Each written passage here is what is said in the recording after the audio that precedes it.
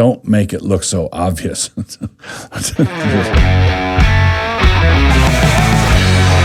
What I want to talk about today has to do with the wheels coming off of the lawfare attempts that the left has been attempting with regard to the presidential election. I've commented before that we don't have to wonder if there's going to be cheating and be thinking about dirty deeds in Maricopa County or bad things happening at 2 a.m. at Fulton County or Pittsburgh. That's not what we're talking about. We know that there's going to be cheating in this upcoming election because there's cheating going on right this minute out in the open in a kind of naked way, and is taken on the term lawfare, where the left is attempting to use the courts as a way of getting their thumb on the scale of the election. And there are 4 significant places where this is happening. And one of them, as I'm recording this today, one of them just got struck down by the Supreme Court in a pretty astonishing 9-0 vote. As you recall, Colorado and Maine, and then just last week, Illinois, banned Trump from the ballot on the strength of the insurrection clause in the Constitution, saying that he was inciting insurrection in his comments to the J6 crowd. Never mind the fact that Trump didn't tell them to invade the Capitol. He told them to stay peaceful. Never mind that even if he did do the bad thing, he was never tried or convicted of insurrection. The insurrection clause in the Constitution had to do with someone who fought for the Confederacy for 4 years. That's what that was about.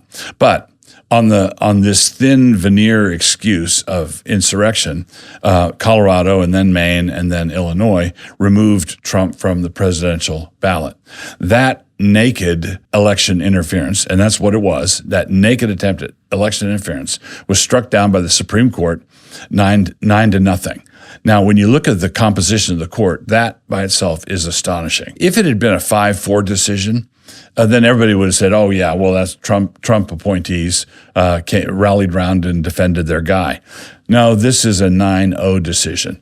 Don't make, even if there were liberal justices on the court who were secretly in sympathy with the attempt and don't want to see Trump in office, they are quite possibly arguing, don't make it look so obvious. Now, then there are 3 court cases. There is the tax deal in New York.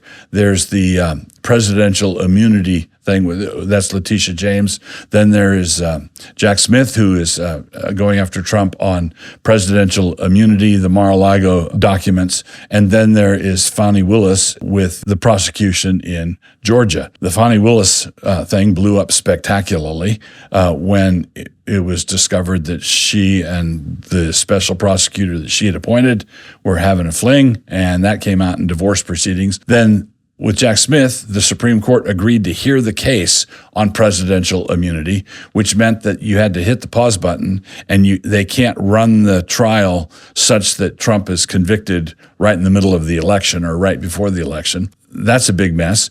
And then there's major blowback in New York over convicting Trump on inflating the value of some of his assets and turning it into fraud, even though fraud charge, even though no one was defrauded. No one actually lost money. No, everybody was paid back. So you've got 3 court cases and then the state level cases where they're trying to cheat by means of the court system. The state Supreme Courts removing Trump from the ballot. They're trying to use the court system in order to hobble or disqualify or discredit the principal political opponent to the man they want to see elected.